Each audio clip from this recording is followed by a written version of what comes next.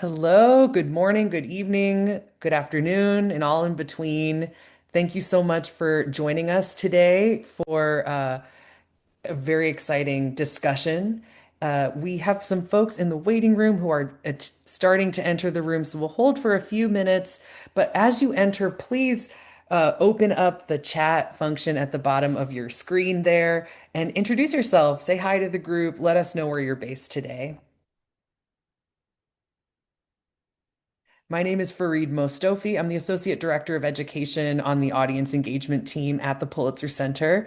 And I'm joining you all today from the Hudson Valley, a little bit north of New York City.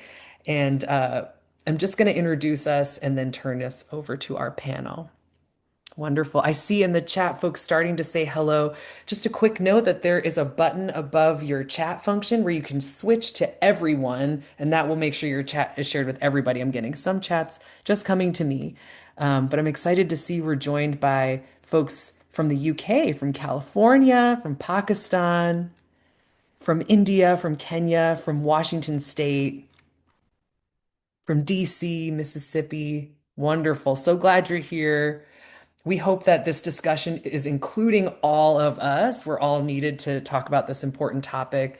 So please continue to connect with each other in the chat. And also, as you have thoughts or reflections on what you're hearing in our panel, please use the chat to share those as well. Let's go ahead and get started. You can see on the screen that we are here for a panel discussion investigating the impact of chatbots on mental well-being. Our panelists and our moderator are here on the screen, and we will meet them in just a moment. This event is being presented by the Pulitzer Center on Crisis Reporting. We are a nonprofit organization. If you haven't joined us before, we are focusing on journalism and education and dedicated to raising awareness of underreported global issues. Our mission is to champion the power of stories to make complex issues relevant and inspire action. As a grant maker last year, we supported over 200 reporting projects in collaboration with journalists, filmmakers, news outlets around the world. And the Pulitzer Center is covering some of the biggest challenges, our grantees are covering some of the biggest challenges facing the world today, from the environment and global health to human rights, peace and conflict, and artificial intelligence. Financial transparency, governance, gender, racial, and social justice are among some of the cross-cutting themes we cover. And not only are we, as you see on the screen here, putting resources towards producing or supporting breakthrough journalism, but we also have programming, audience-centered engagement initiatives that we hope will help extend the reach of this reporting. And we do this work because we believe that people and communities who actively engage with systemic challenges will find solutions together. And today we're proud to present this event as part of this mission. And knowing that we are trying to bring people together and organizations together who are really focused on finding solutions together, we're very excited to be co-leading today's session with Data in Society, an organization that has really been supporting research and outreach on many issues, but especially the issue we're exploring today. In today's Zoom webinar, if you're looking to communicate with us, you can continue to use the chat. You can also use a Q&A box at the bottom of your screen. We will also offer live transcription. Zoom is helping offer that. So you can turn that on by clicking show captions at the bottom of your screen. And after today's session, we hope you'll stick around for a short survey, and also we'll recap some upcoming opportunities where you can continue your engagement with today's conversation. Maybe it's through applying for a U.S. Civil Society micro grant. We still have applications open until Monday night, where you can extend this reporting and topic you're hearing about today or others into a project that reaches your community. We also have upcoming opportunities for journalists in the room, applications for our AI Accountability Network. You can learn more about that on next week through an Ask Me Anything session, or maybe through a training. If you're interested in diving deeper into discussion about mental well-being, we also have another great event next Thursday looking at the intersection of mental health and environmental justice. So, as I mentioned, today's event is co-presented with Data and Society, and we're moving from our introduction into our panel. We look forward to staying in touch with you in the chat and Q&A. I'm going to move back there to be your helper along the way, along with my colleague Josafat, who's joined us in the chat. But let me go ahead and turn the floor over to our amazing moderator, my colleague Joanna Cow, who will introduce herself and our panelists. Welcome, Joanna. Thank you for being with us today. Thanks, Fareed. So exciting to see all the people saying hello in the chat. I'm really excited to be moderating and having this conversation with our panelists today. So as you can see on your screen, or you did see in your screen, we're going to be talking about investigating the impact of chatbots on mental well-being, which has tons to dig into. Some of the questions that we're hoping that we'll get to talk about is how engagement with chatbots impact the mental well-being of users worldwide. What do we need to better understand about the ways that chatbots are designed? And how can these interactions lead users to feeling increased loneliness or emotional dependency? So, as I mentioned, we've got an expert panel today. I've been reading a lot of their stuff recently, and there's so much to dig into. We'll be dropping some of their work into the chat. So, do keep an eye on that if you want to follow along with some of the work that they're doing. So our first panelist is Patricia Clarke. She is a Pulitzer Center AI Network Fellow this year and also the technology editor at The Observer. We've also got Livia Garofalo, who's a researcher on Data and Society's Trustworthy Infrastructures team, where she focuses particularly on healthcare. And then finally, we've got Briana Vecchione, who is a technical researcher with the AI on the Ground program, also at Data Society, where she conducts socio-technical audits of algorithmic systems. So I've got some questions first before we turn it over to a Q&A with the questions that are coming in from the audience today. I've broken it slightly into four parts. I want to talk a little bit about the context in which our discussion is taking place.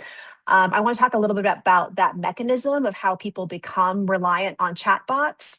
I want to talk about how it affects their mental well-being. And then I also want to talk about who we hold accountable at the end of the day.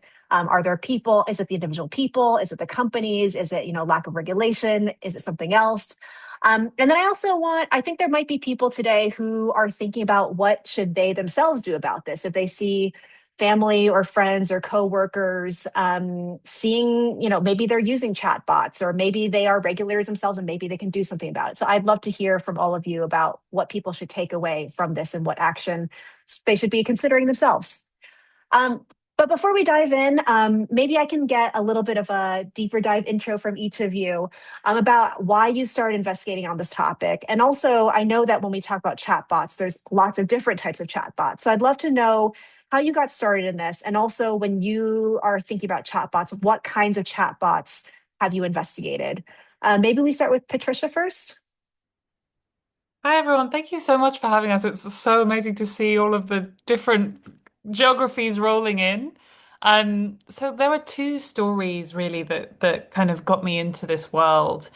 As a kind of investigative reporter at Tortoise Media, where I was before, it was an investigative newsroom. I started looking into Replica, which lots of people here will know is an AI chatbot company that markets itself as helping people feel less lonely. It creates what they call AI companions, which is essentially anything from a kind of friend to a girlfriend or boyfriend. It has a little avatar that looks a bit like a sim that you can customize, and essentially you can talk back and forth to this customized chatbot.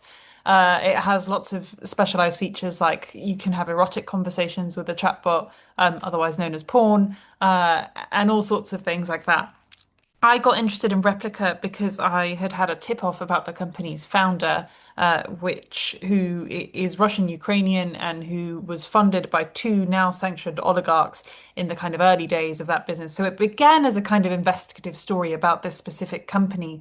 But in doing that story, I started talking to, dozens of people who were in relationships with AI chatbots, and it was fascinating. Lots of them were people who were neurodivergent, who were very uncomfortable speaking to me on the phone. And so I became interested in what this was back in 2024, what this kind of future might look like. I became interested in what this chatbot, who lots of people were extremely positive about in terms of their health, what that kind of meant for them in their lives.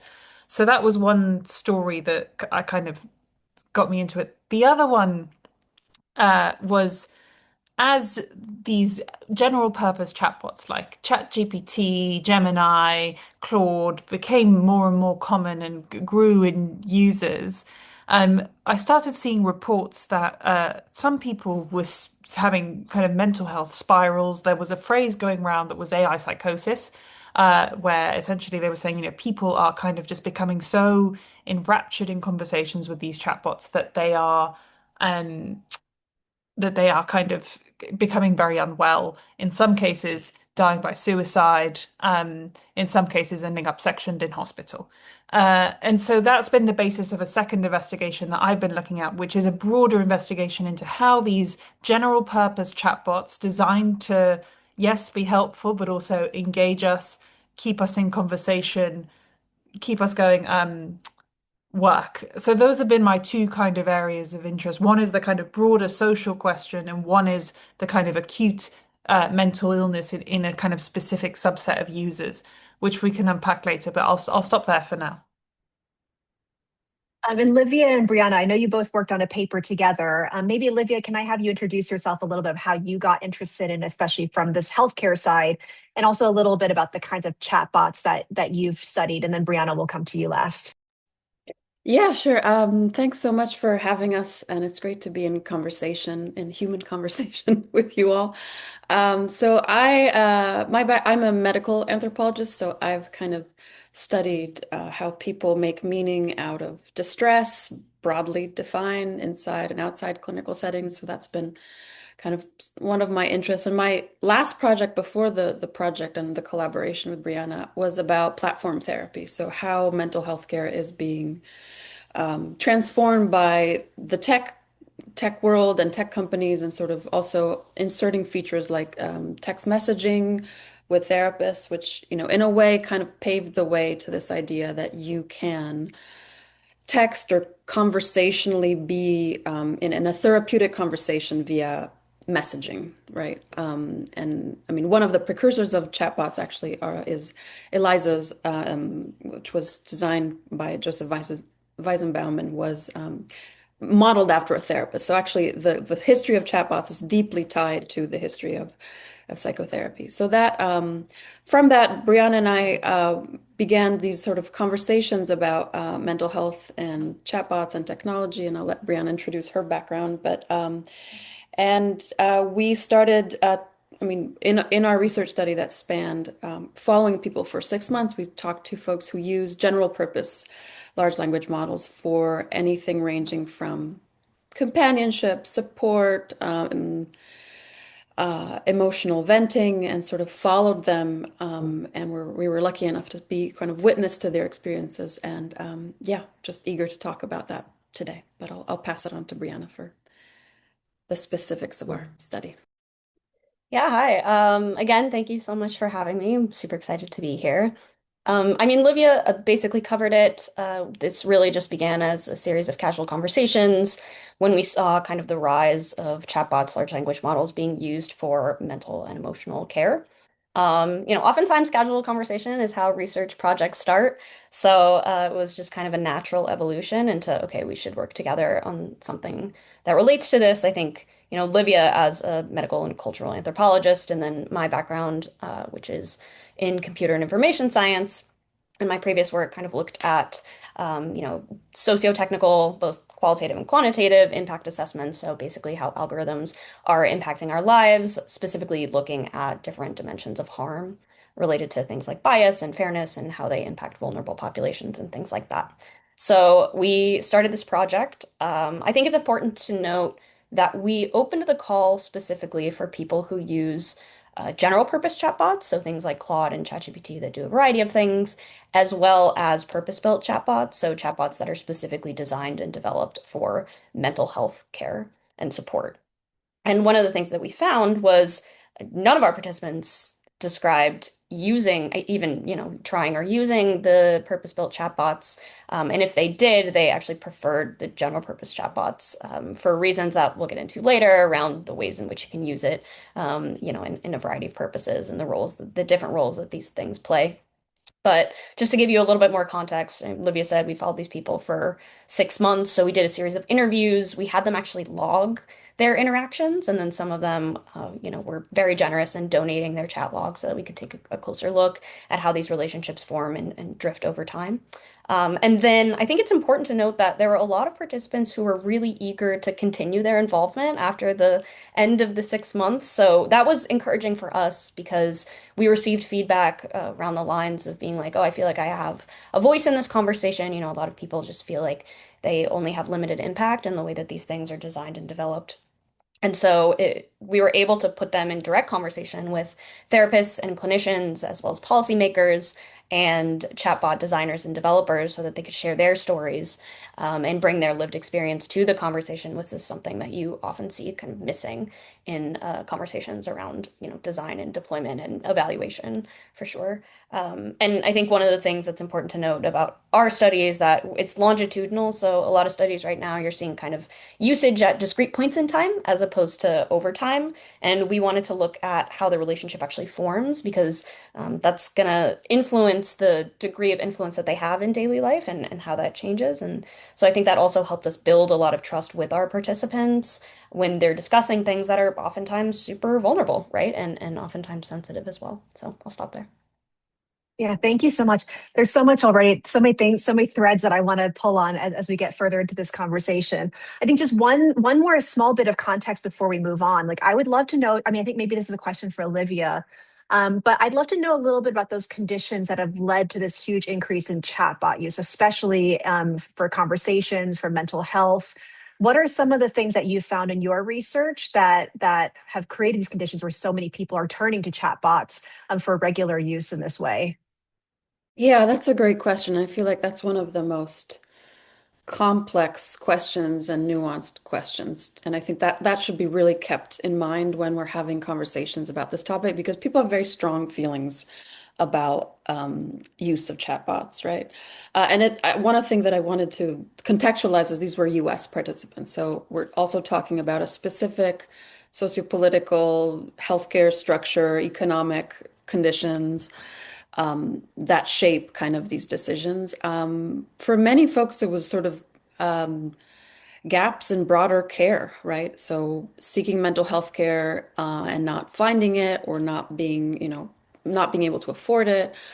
Some people had encountered the mental health care system or had seen a therapist and weren't really satisfied with those interactions. But a lot of people sort of missing community broadly defined, so conditions of, increased loneliness and isolation post-pandemic, just a very human desire to be witnessed and listened to. And then these tools came onto the market, and I think we can't discount one of the conditions is the intense marketing that these companies have done in this direction, right? I think it's important to see that these companies really saw a market opportunity in these conditions and have become a kind of an infrastructure of intimacy, broadly defined. And so we'll get to the accountability stuff later, but that's, that there's multiple reasons, but I think,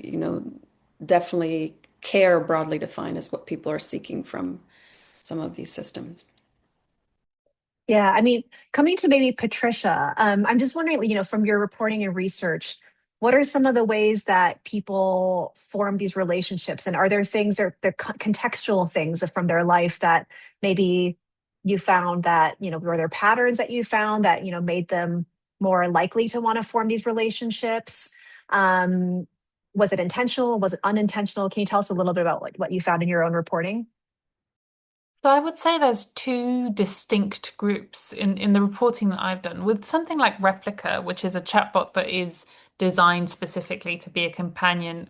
What was really interesting there was that a lot of the people I met were there after moments of quite intense trauma. I mean, this was a really common theme, even from one person I remember was their parent had been murdered, another had lost their sibling and a parent in the same month and had turned to the platform. There was a lot of I've just been through a terrible divorce, a breakup, and so on, and kind of turning to the specific companion chatbot at a moment of acute crisis.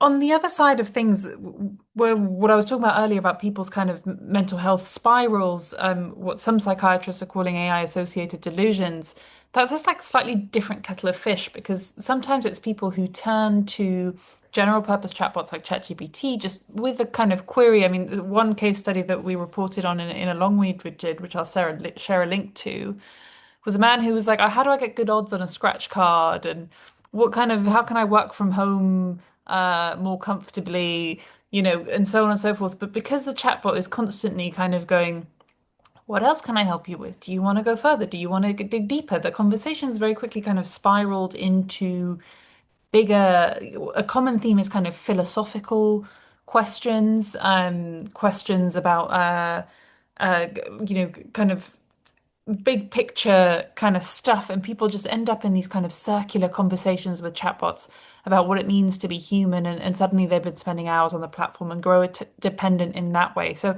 just from my own reporting, those are the two kind of groups that I've been really interested in.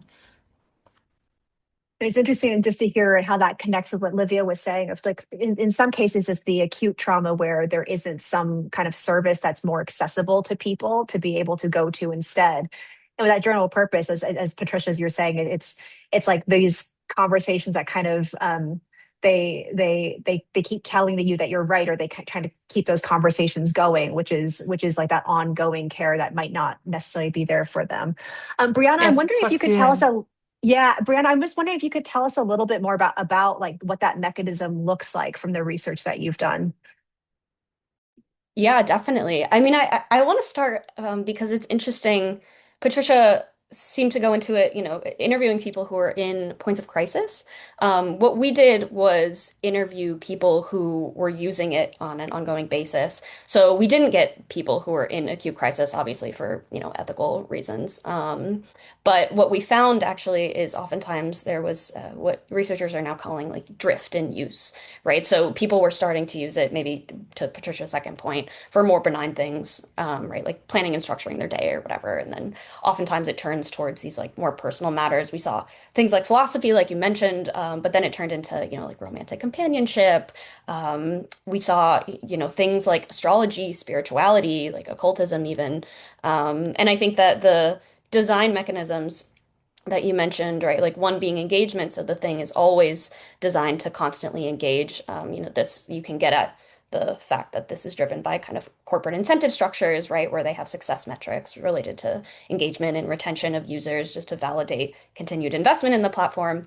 But these are all, I think, anthropomorphism, right? Which is when chatbots converse like humans, right? So oftentimes, it's difficult to decipher, okay, like at what point, do I stop this conversation or, where does it become something that is maybe detrimental to care, or I should be routing this to human forms of care, which is a crazy term that we have to use now. But because of these design decisions, which are very intentional, right? Humans are just wired to form relationships, right? And so oftentimes these product decisions then kind of encourage dependency and retention and things like this. And then, we see that they're always available, they're reliable, they're never fatigued. They have this sense of like perceived anonymity. We can get into that, as well as like lack of judgment, right? So this thing isn't going to judge me. I don't have to worry about, social repercussions or vulnerability, things like that. And because of this, we see that people are oftentimes bringing personal matters that they wouldn't bring to another person to a chatbot, right? And they, repeatedly told us things like, oh, I don't want to be the friend that's always struggling. Like, I don't always want to be talking about my problems, right? In addition to the fact that formal care is just inaccessible or inadequate. Yeah. Yeah. And we've kind of touched on this a little bit, but how, in the research that you've done, and also Patricia, in the reporting that you've done, how is this affecting people's mental well-being? Is it, are people being diagnosed with new things? Like, is it changing the way that they're having relationships with other humans around them? Maybe Livia, I'll come to you first on this question. Yeah, I mean yeah, again, nuance is the key word here, right? I think we hear a lot about extreme cases or people kind of really going into psychosis and delusion, and that is really happening. And talking to clinicians is very helpful here because they're also seeing how people, might still be in therapy, but are like, oh, I talk, are bringing some of this material to their sessions or are doing basically a parallel work or parallel conversation with their chatbots. I think many people are also stuck into this like, is this better than nothing? Like, this is what I have available. I know it's not perfect. I try to be careful. I think people also now with increased reporting on this are also, oh, that's not going to be me. I know how to use this in ways that I can pull back from. But the reality is that's not how these systems are built. They're built for engagement, so it's very hard. It's very hard to pull back. Definitely, we heard participants, seeing that this kind of saying, oh, with this stuff I talk about with the chatbot, and this stuff I talk about with people. And so there's definitely some triaging of conversations happening. And as with all relationships, conversation is one of the bases of relationships. So the more conversations you have, the more relational entanglement we will feel. And so again, it's not about the single, you know, it's the length of sessions, it's how many hours you spend and how much this is kind of affecting your personhood and subjectivity, which to something that, unlike a therapist, for example, can guide and has an endpoint, right? That never-ending conversation is where things start to get, rumination, like just endless and endless elaboration. Yeah, I don't know if Briana wants to elaborate on that, but yeah. Yeah, no, I mean, I think that's definitely accurate. Livia and I kind of go into this axis of the ways in which people have concerns and the ways in which they use it anyway, or they have these, personal workarounds that they try to train their model to, for example, not be so sycophantic and, always agree with them, because these are things that people are generally aware of, right? And I think that there is kind of this narrative around, oh, people don't really know about the harms, but what we found is people are very much aware, right? It's all over the news every day, and people know that there are risks to these things. But again, I guess to my earlier point about feeling like they have limited sense of control, it can be difficult to navigate, right? But they, at the same time, they find real meaning in using these systems and real value in doing so. So that's the nuance that Livia is pointing out. And I think, obviously the deeper problem here is structural, right? Like people are bringing these very genuine emotional needs to these systems that maximize things like time on the platform. And so an important part of our paper is the fact that these two are not compatible, right? And so, the system that's like trying to constantly keep you returning is not the same thing as a system that is designed to support your well-being. And oftentimes there are ways in which that actively works against each other. So, yeah. Yeah, it's interesting. I mean, do we, I mean, like, maybe this is a question for Patricia, like, do we even know, like the scale or the depth at which this is affecting people's mental well-being? Like, it feels like things are new, research and understanding is emerging all the time. Can you maybe tell us a little bit about, the conversations you've had with clinicians on this topic before and what they've said to you? Yeah, I mean, I always underline with every one of these conversations that it's only been 3.5 years since ChatGPT was kind of unleashed upon all of our lives. So this is an incredibly fast-moving space.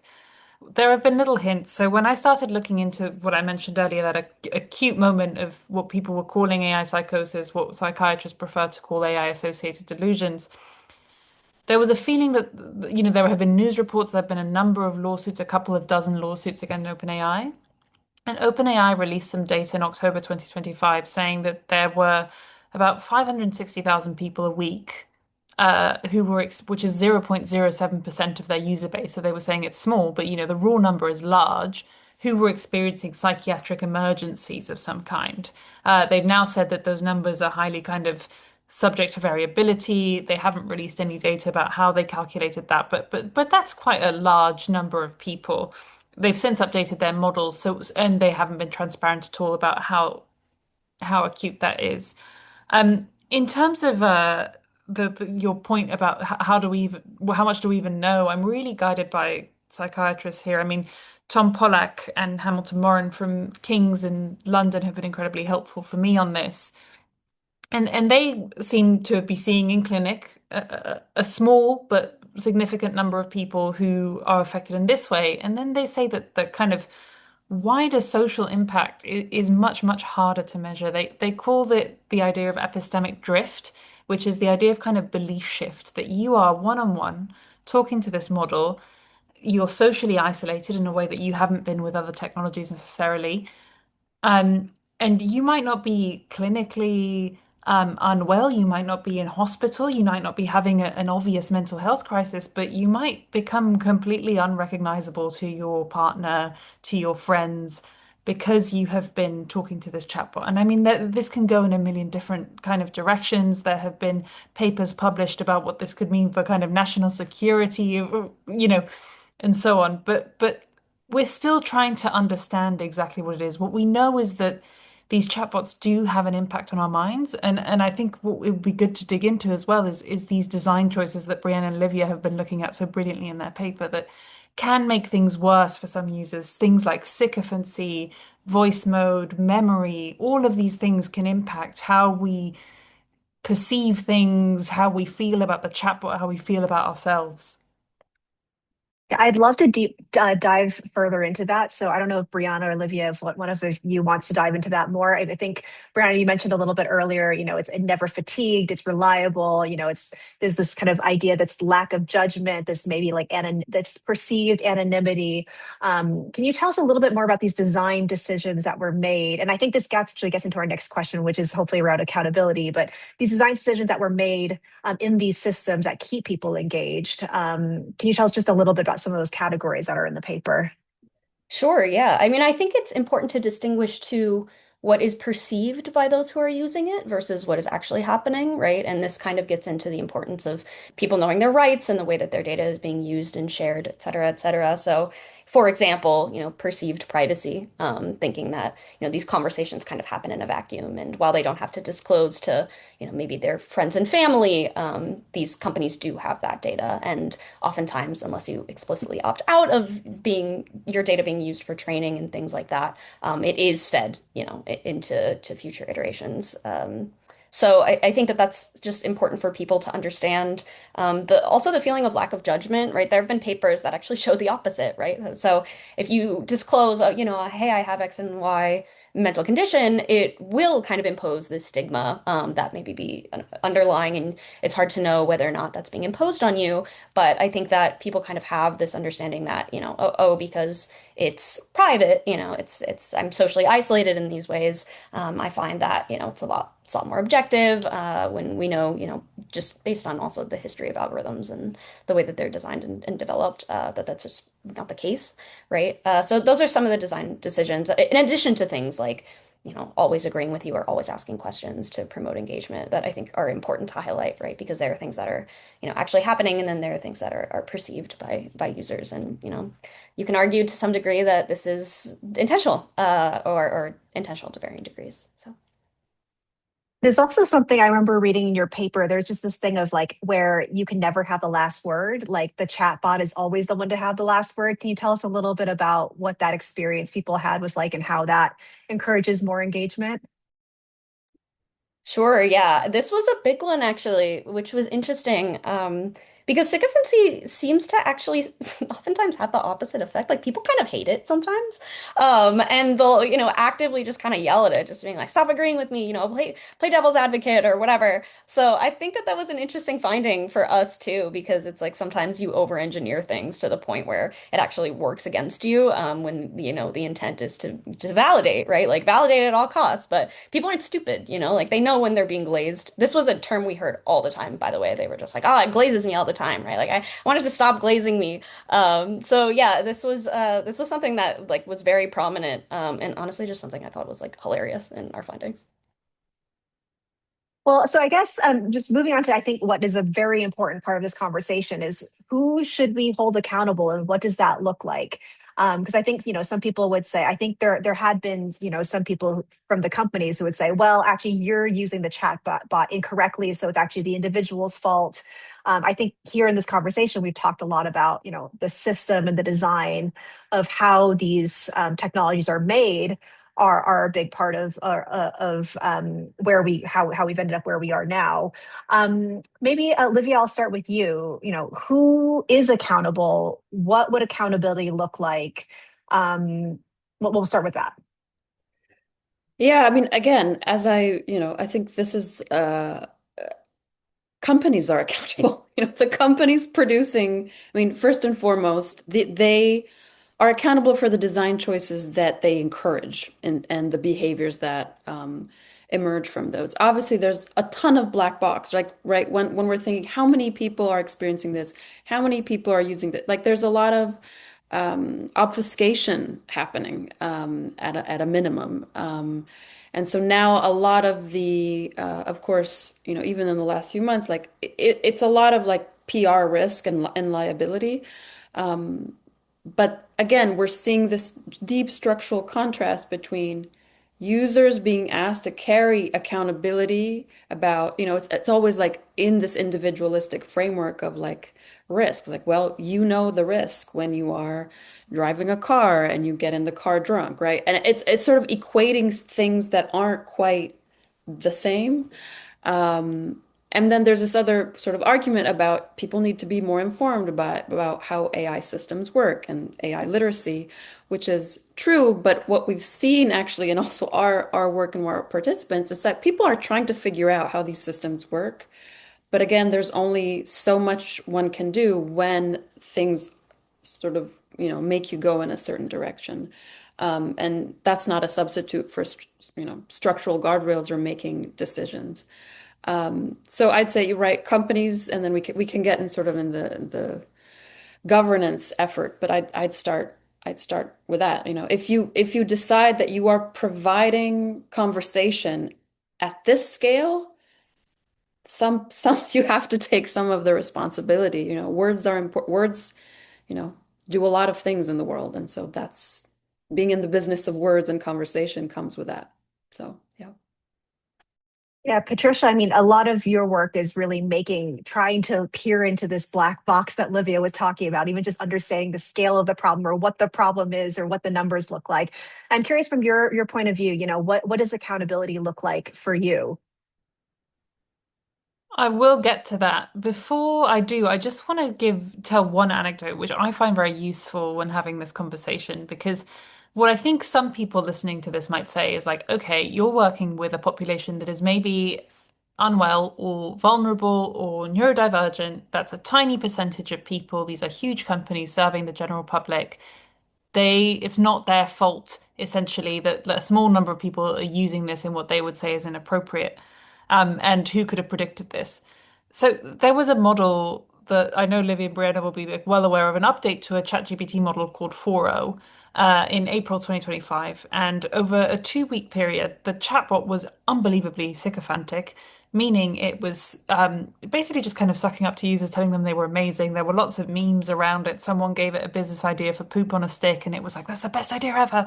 Um, but it was also doing more harmful things. But over the course of that 2-week period, so many people became unbelievably attached to this model. Thousands of people signed petitions asking for them not to deprecate it.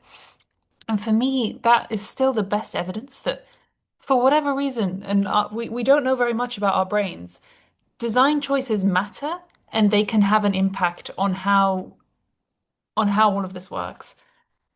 Since then, I have seen studies that show that OpenAI has updated its models to be less sycophantic. So the more recent, this isn't, they're on 5.5 now, I think, but up to 5.1, they were reducing the incidence of sycophancy. They had better guardrails.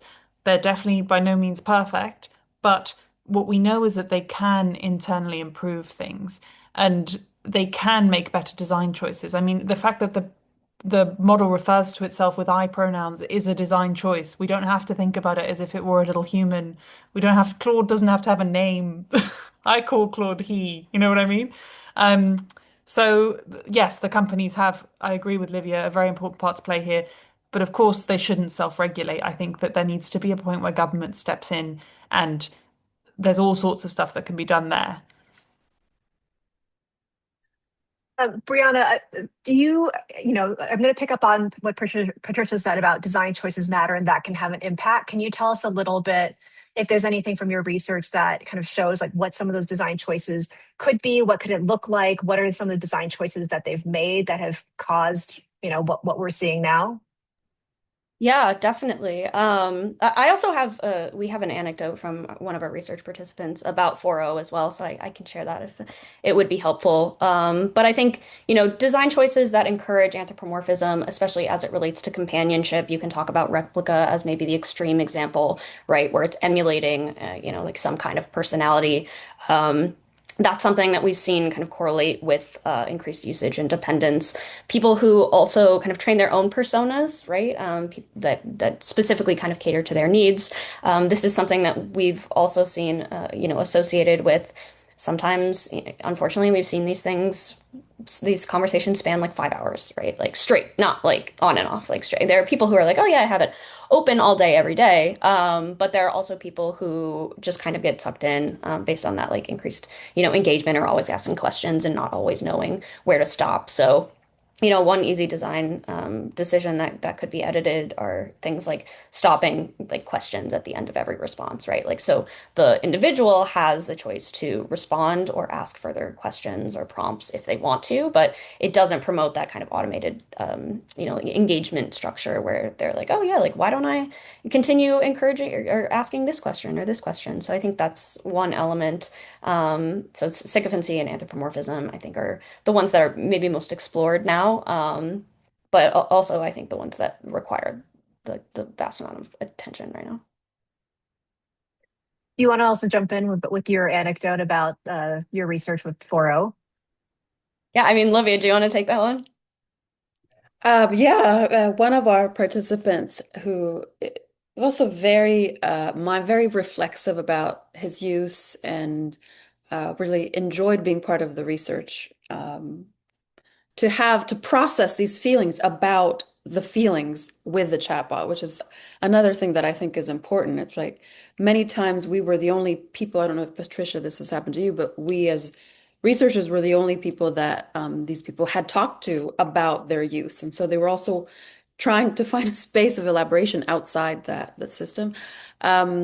He had created a romantic persona or, girlfriend that then once the model was updated was completely different and sort of suffered a breakup. And so that had, you know, strange resonances of grief that he was also not sure how to deal with because, like, I know it's a robot, I know, but yet I'm feeling some of the same feelings and responses that I would if this were a real person or real relationship. So that, all these model updates have an emotional reaction of with users using them. So that was just the anecdote, but that was a pretty um, poignant example of that.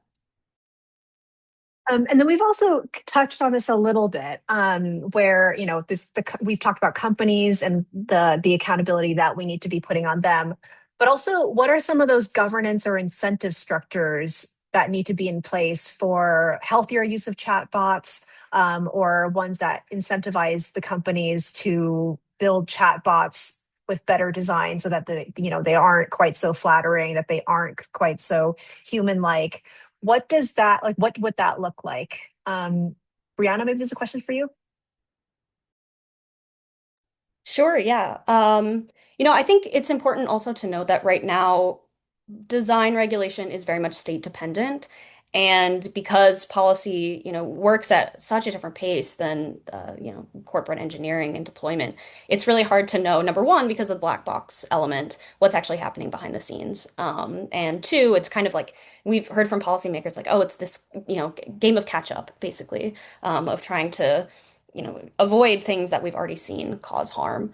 There's a range of opinions, things like stopping the use of I right? Stopping the simulation of some kind of entity or some kind of persona because of the cases that have led people to maybe be confused about whether or not this thing is conscious, right? Or the future of these systems and how they might be integrated. So there's things like that. And then also, easy, again, like not prompting with questions, making sure that, some people are suggesting like time limits. So in the same way that maybe in a therapeutic session, you have like maybe an hour, right? And then there's some period of cool down where the intent here is to, as far as I understand, I'm not a therapist, I'm not a clinician, is to kind of process that information and integrate it before you're able to kind of come back and continue that conversation. And the design behaviors of chatbots like just fundamentally don't do that, right? And we've seen maybe other mechanisms happen on social media where maybe you scroll for a certain amount of time and then there's some kind of intervention that's like, oh, drink water, so not all of these things are new. I think that one of the things that we have to be careful for are like the checkboxes that some of these governance structures can result in. So, for example, now a lot of large language models at the bottom of the screen will say, yeah, X is a chatbot, it's an AI and it might make mistakes and it's not human. Well, actually, they don't say that.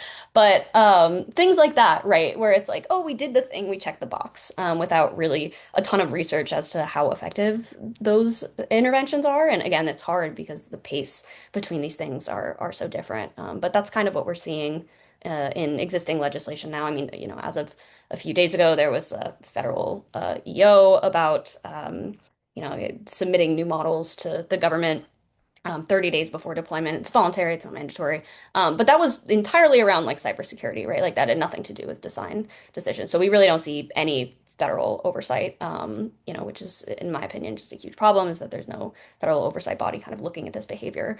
And it's really just kind of focusing right now on cybersecurity. And obviously, the reason or one of the reasons, right, is because companies don't want to like stifle innovation, right? They want to be able to just like develop these things, at their own will and see what happens. So yeah, that's some of what we're seeing. And Patricia, I guess are there things that are preventing this that you've seen in your reporting? Like what are regulators up against when they try to have these kinds of conversations, if these conversations are happening already?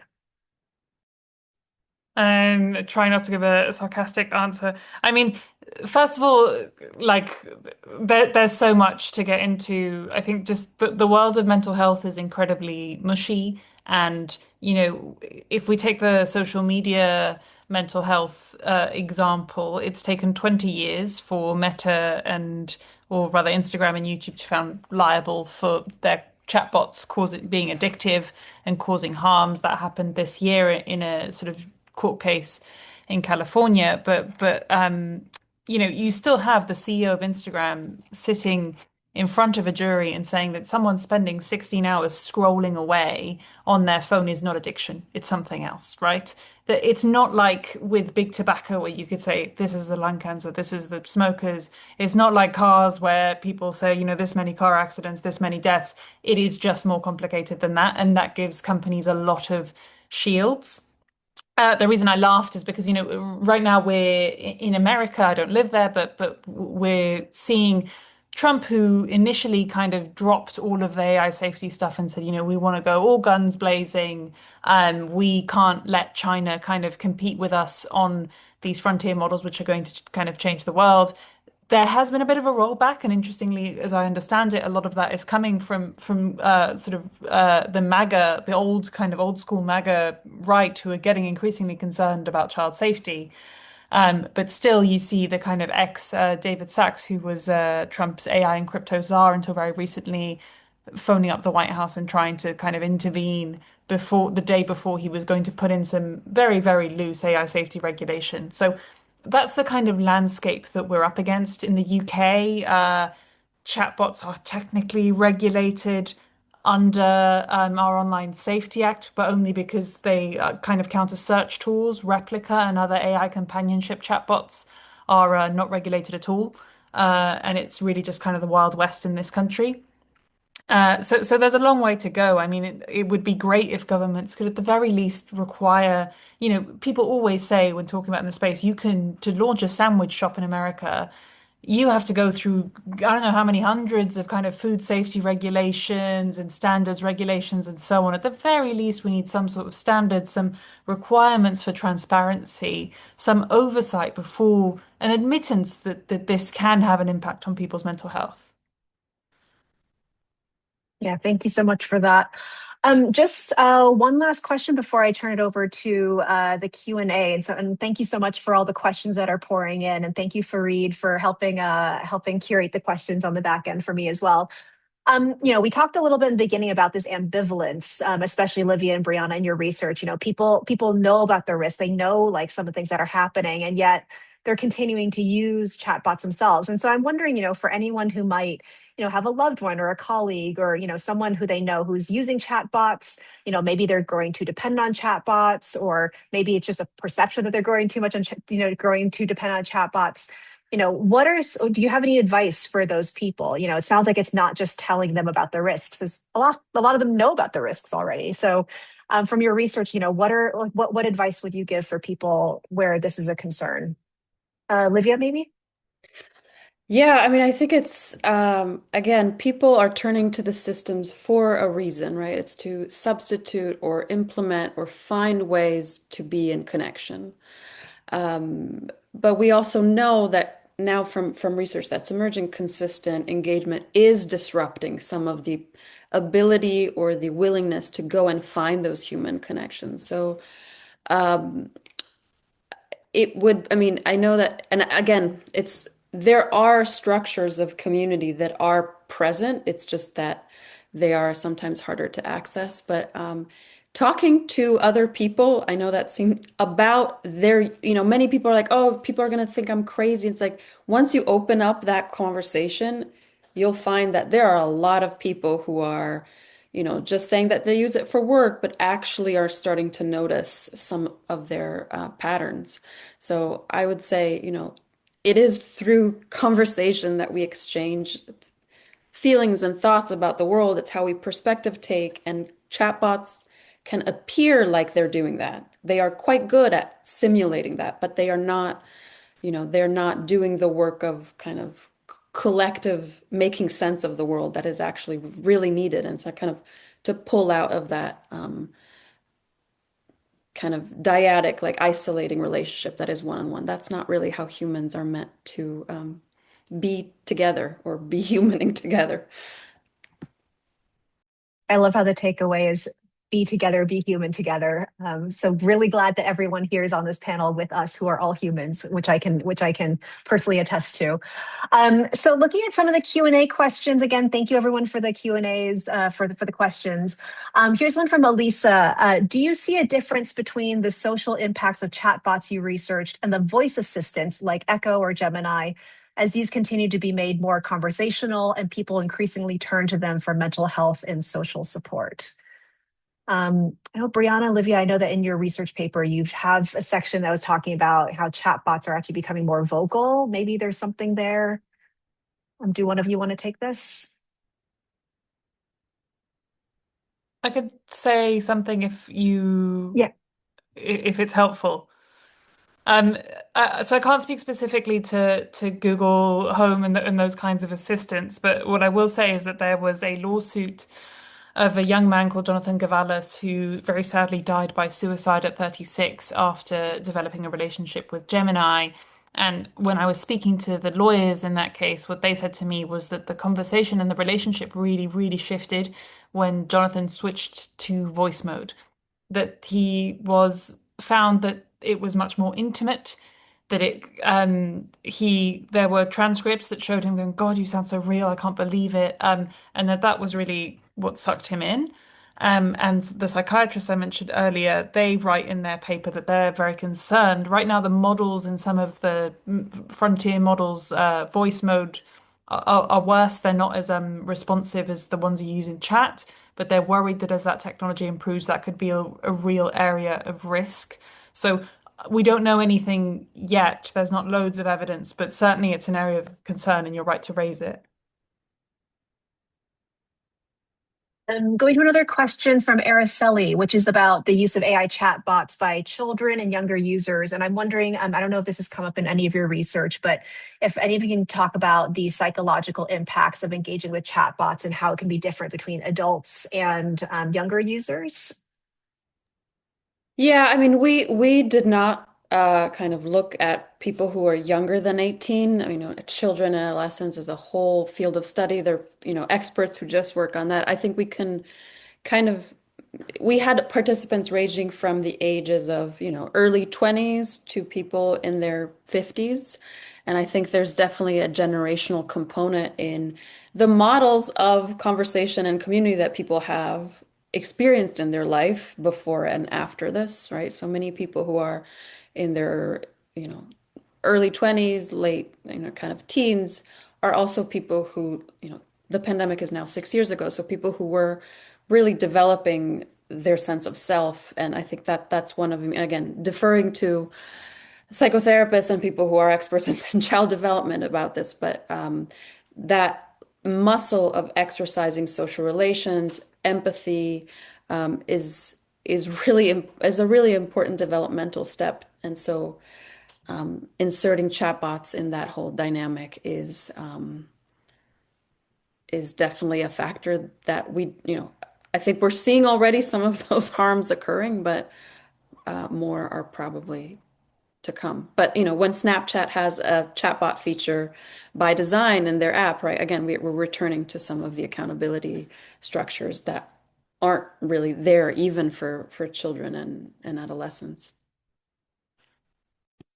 And Patricia, I've just seen that you've added a link to something that you've worked on before on impact on kids. Yeah, I mean, everything Livia said is spot on, really. I mean, the child development researchers we spoke to, it was a story about AI toys, and they were quite worried about children who are still learning. Boundaries and friction are incredibly important for all of us, but especially for young kids who are still learning how to relate to each other in the world, and they're particularly worried that this technology will have an impact on children's ability to then move out into social groups, that they'll basically carry forward. What they said is that it's really important for a kid to kind of hear in a social group, you can't say that, that's weird, and to be embarrassed because that's such an important part of your development, and you don't get that with a chatbot that's always on, that's always available. Um, and I would really recommend the work of Mathilde Carioli in this space, and Dana Suskind, who have both written a lot about this. That they're really, really interesting.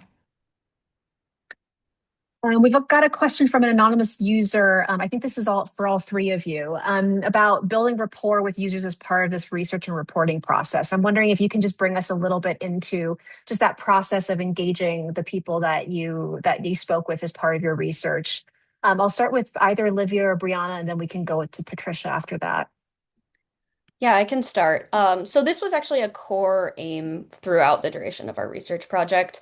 Livy and I have had, extensive conversations about how a lot of research can oftentimes kind of be extractive, and that you're kind of dropping in saying, what are your experiences? Then you take them and you publish on them, and then you never hear from them again. So it was really important for us to kind of build relationships and trust with our participants so that we had this reciprocal kind of relationship where we could offer something in exchange for their very generous degrees of vulnerability, right? And sharing stories about their lived experience for things that are like sometimes really hard to admit.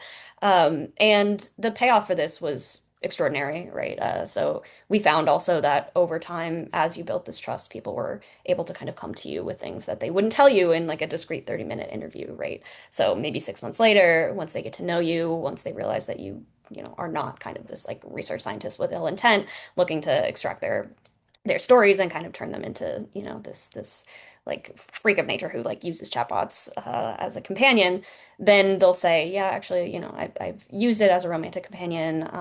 In the instance that Livia talked about earlier, it was like, yeah, I did experience a form of like death almost, where I was like grieving this companion that suddenly was taken away from me, to the point where, I went into like massive depression, and just like really, really just horrible stories, about the way in which, these design decisions just we're dealing with like a massive imbalance of power here. So I think that trust was so important to us. It's still important to us. I'm eternally grateful for our participants because we really did do like deep work with them over time, which is very, very different than if you were to do like a large scale RCT. And that takes a lot of bravery. So I really think it's central to the work, and I really think that if you're going to do this kind of work responsibly, like it needs to be a requirement, frankly. And Patricia, I know that you've had to think about a lot of this as you've been doing all of your reporting projects on this topic. Can you tell us a little bit about that? First of all, just to say how amazing Livia and Brianna's report is and how hard it is to build that trust and to maintain it. Sometimes people really get spooked and don't want to talk further. So just to kind of back that up.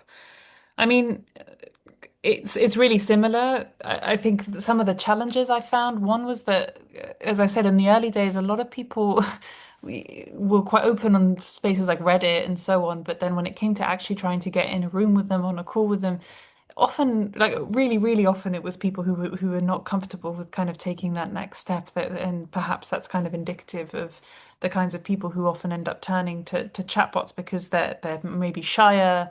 Um, and so I found it was a lot of kind of extended text conversations and explaining who I was and how I did, which isn't always easy to do uh, over message. You want to kind of give a kind and empathetic vibe, but so that was a lot of work. And then the hard thing is just finding the balance of, I believe very deeply, as I know Brianna and Livia do, that these companies need some sort of accountability, and to just helping people understand that that's what we're after. We're not judging people for turning to chatbots. We're not judging, uh, we understand.